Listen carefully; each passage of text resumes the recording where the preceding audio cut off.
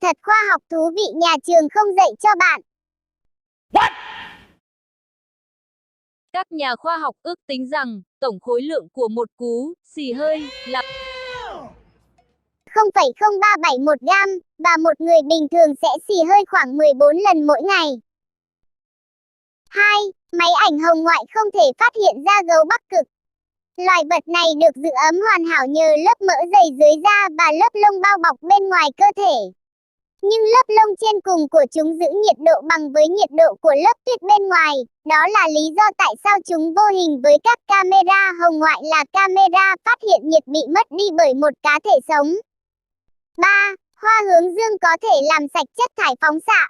Một số đồng vị phóng xạ tương tự như các chất dinh dưỡng mà hoa hướng dương cần. Nên khi chúng trưởng thành, chúng sẽ hấp thu bức xạ từ đất. 4. Một con bọ chết có thể tăng tốc nhanh hơn tàu con thoi.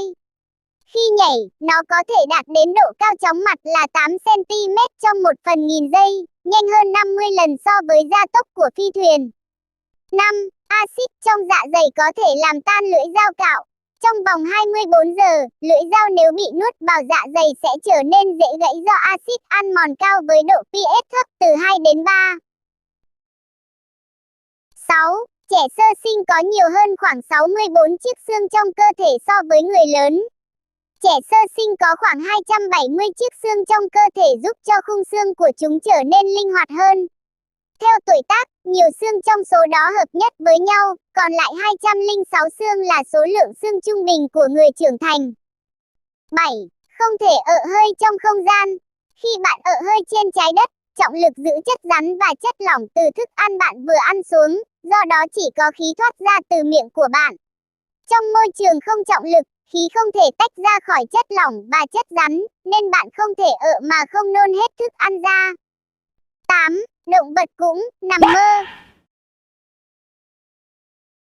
Theo một số nghiên cứu, chuột có những giấc mơ về thức ăn hoặc chạy qua mê cung. Hầu hết các loài động vật có vú cũng trải qua các giấc ngủ REM, là giấc. 9. Bọ cạp phát sáng dưới tia UV. Ánh sáng xanh lam xanh lá cây mềm mại của bọ cạp đến từ một chất có trong lớp biểu bì, một lớp phủ rất cứng trong một phần của bộ xương ngoài của chúng. Tuy nhiên, các nhà khoa học vẫn chưa biết mục đích phát sáng của bọ cạp. Họ cho rằng việc này giúp bọ cạp tìm thấy nhau, bảo vệ chúng khỏi ánh sáng mặt trời hoặc phát hiện con mồi dễ hơn. 10. Cơ thể con người có hai bộ phận liên tục phát triển. Mũi và tai của chúng ta tiếp tục tăng về kích thước ngay cả khi quá trình phát triển của cơ thể đã dừng lại. 11. Có thể có mưa kim cương trên một số hành tinh.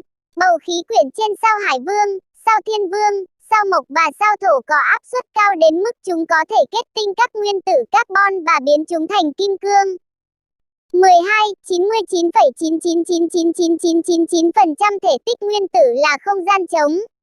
Một nguyên tử bao gồm một hạt nhân nhỏ được bao quanh bởi một đám mây electron trải rộng trên một khu vực rộng lớn tương ứng. Vì vậy, nếu bạn loại bỏ không gian khỏi tất cả các nguyên tử của cả 7 tỷ con người trên trái đất, thì số nguyên tử này sẽ chỉ gói gọn trong kích thước của một viên đường. 13. Nước nóng đóng băng nhanh hơn nước lạnh. Hiệu ứng Mamba giả định rằng vận tốc của các phần tử nước nóng có một cách sắp xếp cụ thể cho phép chúng dễ dàng đóng băng hơn. 14. Máu người tương tự như nước biển. Thành phần máu của chúng ta có hàm lượng muối xấp xỉ như nước biển. Thực tế này càng chứng minh cho giả định rằng sự sống đến từ đại dương. 15. Chuối có chất phóng xạ. Chuối chứa kali khiến chúng có tính phóng xạ nhẹ. Nhưng đừng lo, bạn sẽ chỉ chết vì ngộ độc phóng xạ khi ăn khoảng 10 triệu quả chuối cùng một lúc. Ghê chưa? Ghê chưa? 16. Chiều dài DNA của con người bằng 17 lần quãng đường từ mặt trời đến sao Diêm Vương và quay ngược lại. Cơ thể con người chứa khoảng 37.000 tỷ tế bào với 23 phân tử DNA được bao bọc bên trong mỗi tế bào. Vì vậy, nếu bạn đã tháo, cuộn dây, các tế bào của con người, kéo dài chúng ra, bạn có thể có một sợi dây dài đến 54,7 tỷ km.